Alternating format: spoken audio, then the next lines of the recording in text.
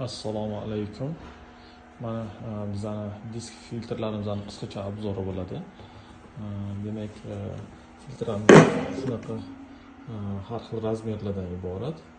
Bunisi mana razmerlari 1 inch degani 25 talik, 130 mikronda tozalaydi. Suvni yo'nalishiga e'tibor berish kerak. Agarda mana skrin bo'lsa, bizda skrin emas, skrin degani setka degani. Suvni yo'nalishi shunaqa bo'lishi kerak. Bizda bu diskli filtr bo'lgani uchun bu yoqqa qaraymiz. Mana disk yozib qo'yibdi. Diskli filtr yo'nalishi bu yoq tomonga bo'lishi kerak, strelka tomonga. Ichiga setka ham qo'ysa bo'ladi. Setka qo'yilganda naborot bo'ladi.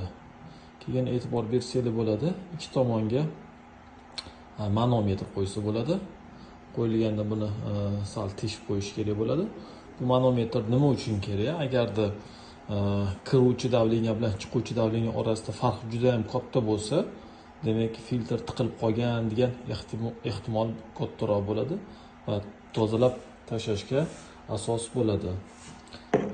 Bu filtrlarimiz mana shu joydan ochilib, tozalab tashlash mumkin. Uni yana ko'rsatamiz. Bu filtrlarimizni mana 1 inch keyin mana bu 40 talik bo'lishi kerak.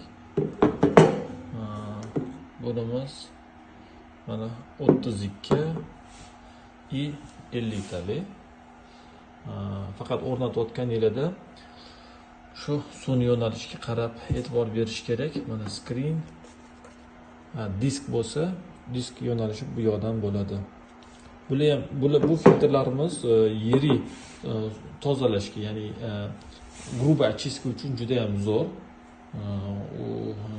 Masalan, o'sha suvda bor har xil inorodniy predmetlarni ushlab qoladi.